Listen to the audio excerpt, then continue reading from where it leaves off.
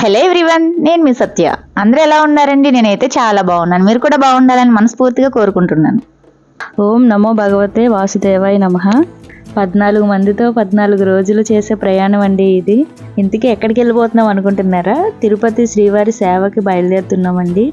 ఆ శ్రీవారికి సేవ చేసుకోవడానికి చాలా ఎగ్జైట్గా ఉన్నాం. అంటే చాలా రోజులు చేసే ప్రయాణం కదండి. ఆ వెంకటేశ్వర స్వామిని మనసారా కోరుకుంటూ ఈ ప్రయాణంలో చాలా మంచి అనుభవాలు నువ్వు స్వామి అని కోరుకుంటూ స్టార్ట్ అయిపోతున్నామండి. ఈ తిరుపతి ప్రయాణం బాగా జరగాలని అమ్మవారి దగ్గర కొబ్బరికాయ కొట్టుకొని స్టార్ట్ అవుతున్నాం. మార్నింగ్ 5కే తునిలో ట్రైన్ అండి. సో వెళ్తున్నాము. మార్నింగ్ తునిలో ట్రైన్ 5 కంటే మరి మీరు ఎప్పుడు బయలుదేరాం మనం ఎప్పుడు బయలుదేరాం అన్నది చెప్పరా? అందులో వాళ్ళకి అవసరం లేదంటారా? మార్నింగ్ 3కి అలా స్టార్ట్ అయ్యామండి. 3 కూడా కాదు, నేనైతే కనీసం 2 రోజుల నుంచి కూడా నిద్రపోలేదు. ఎప్పుడు వెళ్తాం అన్నట్టుగా చాలా ఆతృతగా ఆరాటంగా అయితే ఎదురు చూసాను నేను నిజంగా. అవునా? అంతే కదా, తిరుపతి అంటేనే ప్రతి ఒక్కరికి ఒక ఎమోషన్ బాండ్ అయిపోయి ఉంటది. అది 1 year నుంచి ప్లాన్ చేస్తున్నాం కదా. 1 year 1.5 year అవుతుంది దగ్గర. మా హస్బెండ్ వాళ్ళు తుని రైల్వే స్టేషన్ వరకు డ్రాప్ చేయడానికి వచ్చారు. అందరం లేడీస్ కదా, లగేజ్ అది ఇబ్బంది పడతామనేసి ట్రైన్ ఎక్కే వరకు ఉందామని మాకు చెప్పకుండా తర్వాత కార్లో వచ్చారనమాట. తుని రైల్వే స్టేషన్కి 4 కల్లా వచ్చేసామండి మేము. కాకపోతే ట్రైన్ ఇంకా 2 hours లేట్ చూపిస్తుంది అనమాట. ట్రైన్ రావడానికి ఎలాగ టైం పడుతుంది కదా అని చెప్పేసి ట్రైన్లో ఫుడ్ కూడా తినలేం కదా, టిఫిన్ పార్సల్స్ తీసుకున్నారనమాట. హస్బెండ్స్ వచ్చిన వాళ్ళ వైఫ్స్కి చాలా సేఫ్టీగా వెళ్ళారండి. అందరూ లేడీస్ కదా, ఎలా ఉంటారో ఏంటనేసి చెప్తున్నారనమాట.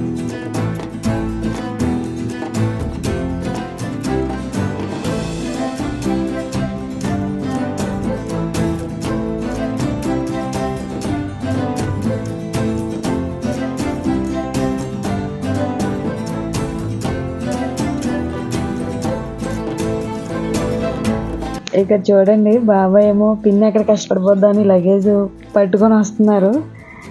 ఎవరి భార్యని కష్టపెట్టకుండా బాగా లగేజ్ మోసుకొస్తున్నారండి. మార్నింగ్ 5కి రావాల్సిన ట్రైన్ అలా 8 అయిపోయింది. అందరూ ట్రైన్ ఎక్కడానికి రెడీగా ఉన్నారు. వీళ్ళని ఎంత తొందరగా ట్రైన్ ఎక్కించేసి 14 days కూడా బాగా ఎంజాయ్ చేద్దామని చెప్పి వెయిట్ చేస్తున్నారు. అందుకే బావ చూడు ఎంత జాలీగా ఉన్నారు. అక్కడ వెళ్తున్నామని బాధ కూడా ఏం లేదు. అవునవును, అందుకే ట్రైన్కి చేయడ్డు పెట్టి మరీ ఆపుతున్నారు. ఫైనలీ ట్రైన్ అయితే ఎక్కేసామండి. ఎవరి సీట్స్లో వాళ్ళు కూర్చొని ముచ్చట్లు అప్పుడే స్టార్ట్ చేసేసారు. ఇక్కడ చూడండి, మా లక్ష్మమ్మకి ఫస్ట్ టైం ట్రైన్ ఎక్కిన భయం కూడా ఎక్కడ కనిపించట్లేదు. భయం దేనికక్క, ఇంతమందిని కలిసి వెళ్తున్నాం కదా. తను చూడండి ట్రైన్ ఎక్కగానే స్టార్ట్ చేసింది. వాళ్ళ ఆయన 14 days కూడా ఫ్రీగా వదిలేకుండా ఫోన్ కాల్స్తో సగం చంపేసింది. తను మామూలు కాల్స్ కాదు, మళ్ళీ వీడియో కాల్స్ అన్నమాట. ఈయనేనండి మమ్మల్ని సేవకు తీసుకెళ్ళిన గురువు గారు. ఈయనకి చాలా ఓపిక ఎక్కువండి బాబు. చాలా కోపం కూడా ఎక్కువే.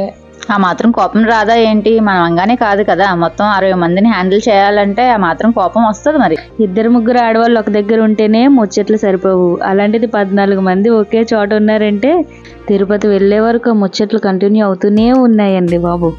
ప్రతిసారి ముచ్చట్లని కాదు కానండి, లాస్ట్ ఇయర్ సేవకి అప్లై చేసాము. ఈ ఇయర్ దసరా నవరాత్రుల టైంలో మాకు ఆ అదృష్టం కలిగింది. మాకు లక్కీగా బ్రహ్మోత్సవాల టైంలో ఆ దేవుడి సేవకి పిలిపొచ్చింది. చాలా అదృష్టంగా ఫీల్ అయ్యారు ప్రతి ఒక్కరు కూడా.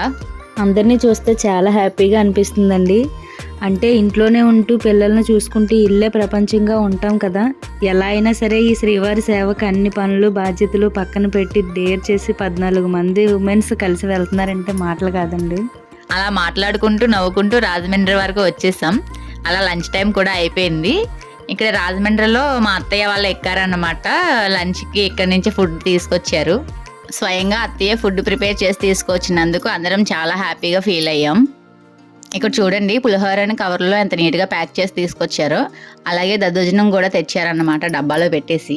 అలా అందరం కలిసి కూర్చొని తినేసి లంచ్ కంప్లీట్ చేసేసుకున్నాం.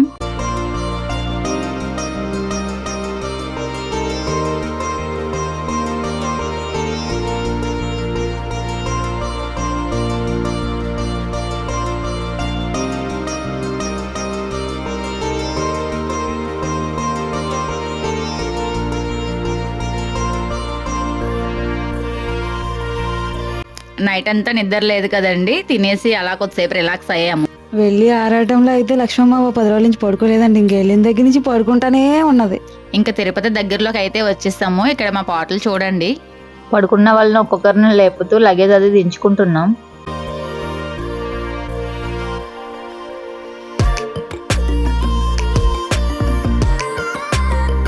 ఇక్కడ చూడండి లగేజ్ దింపడానికి మా వేణి చెల్లి దుర్గ చెల్లి ఎంత కష్టపడుతున్నారో.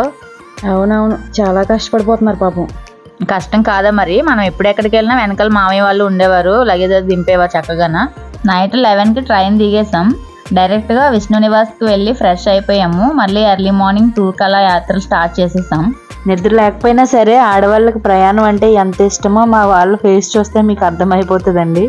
పట్టు చీరలతో మెరిసిపోతున్నారు అసలు ఒక్కొక్కరు.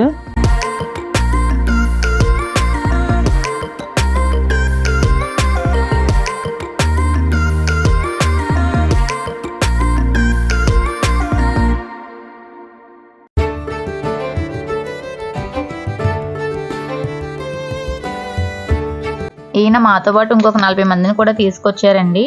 మా అందరికీ ఒక బస్సు పెట్టారన్నమాట. ఈ 50 మందితో మా యాత్ర స్టార్ట్ అయ్యిందండి. ఫస్ట్ కంచి కామాక్షి అమ్మవారి టెంపుల్కి వెళ్తున్నాము. ఈయన చూడండి, బాగా గుర్తు పెట్టుకోండి, వీటి గురించి మేము మళ్ళీ తర్వాత మాట్లాడతాము.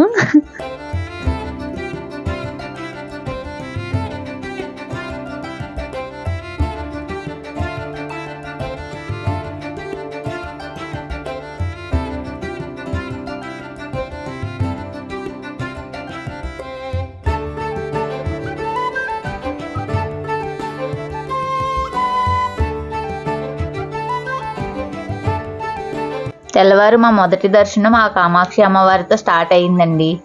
కానీ అబ్బా వైబ్ ఏంటండి బాబు, పీక్స్లో ఉంటుంది అసలు.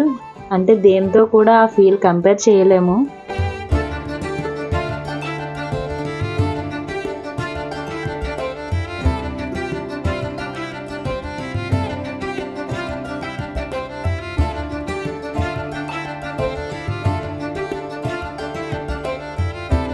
ఆ అమ్మవారి దర్శనం అయితే చాలా బాగా జరిగిందండి. తర్వాత ఏకాంబరేశ్వర స్వామి ఆలయానికి వెళ్ళాము. అక్కడైతే చాలా బాగుందండి శివాలయం. అంటే ఎందుకు మనం అంత వైబ్ ఫీల్ అవుతున్నాం అంటే, అక్కడ డేలో దర్శనం చేసుకునే కంటే ఇలా ఎర్లీ మార్నింగ్స్ దర్శనానికి వెళ్ళినప్పుడు టెంపుల్స్లో ఫార్మాలిటీగా చేసే కొన్ని పురాతనమైన పద్ధతులు ఉంటాయి కదండి, అవన్నీ మన కళ్ళతో చూడడం వల్ల మనకి ఇంకాస్త నమ్మకం, ఇష్టం పెరిగిపోతుంది దేవుడు అంటే.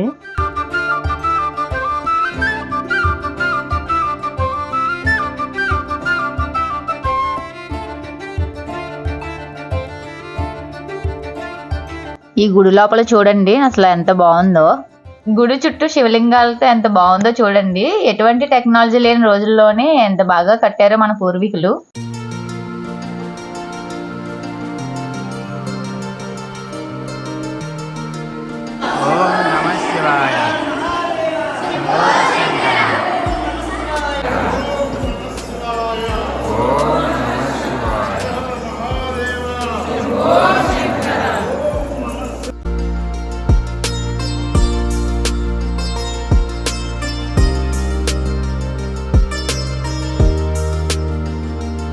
అలా శివయ్య నామం స్మరించుకుంటూ శివయ్య దర్శనం కూడా కంప్లీట్ చేసుకున్నామండి.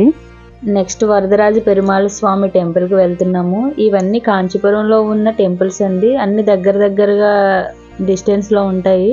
సో అక్కడ యాత్రలు అన్నీ కంప్లీట్ చేసుకుంటున్నాము. అక్క అక్కడ దేవుడు ఎలా ఉన్నాడు అసలు, నీ ఫీలింగ్ ఏంటి?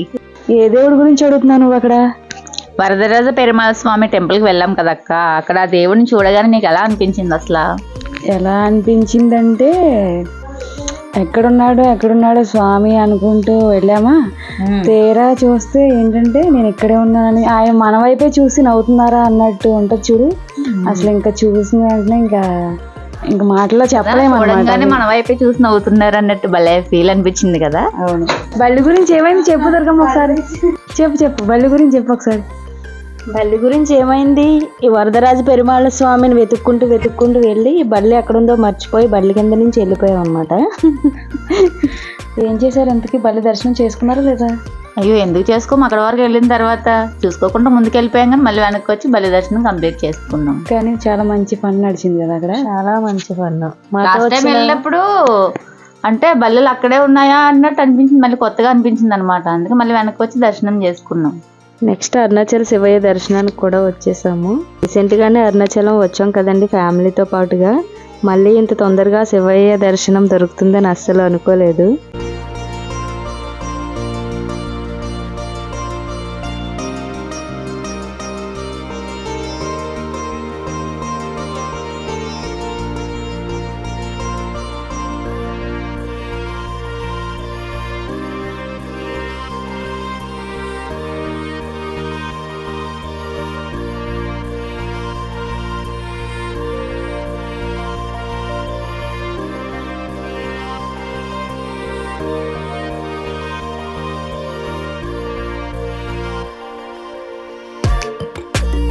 ఇది ఆ ఆలయ నమూనా అండి, ఎంత డీటెయిల్డ్గా ఉందో చూడండి. అలా శివయ్యని స్మరించుకుంటూ టెంపుల్లో పాజిటివ్ వైబ్తో చాలా ఫీల్ అవుతూ వేరే ప్రపంచంలో ఉన్నట్టుగా అనిపించింది.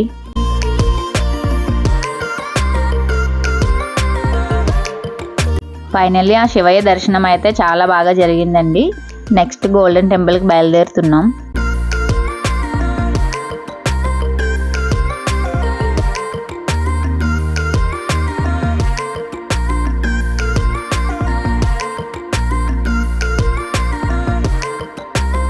ఇక్కడితో ఈ వీడియోని క్లోజ్ చేసేస్తున్నాను. యాత్రలన్నీ కూడా ఎలా జరిగాయో నెక్స్ట్ వ్లాగ్లో చూడండి. Thanks for watching. నా వీడియో కనుక మీకు నచ్చినట్లయితే లైక్ చేయండి, షేర్ చేయండి, సబ్స్క్రైబ్ చేసుకోండి. Bye guys.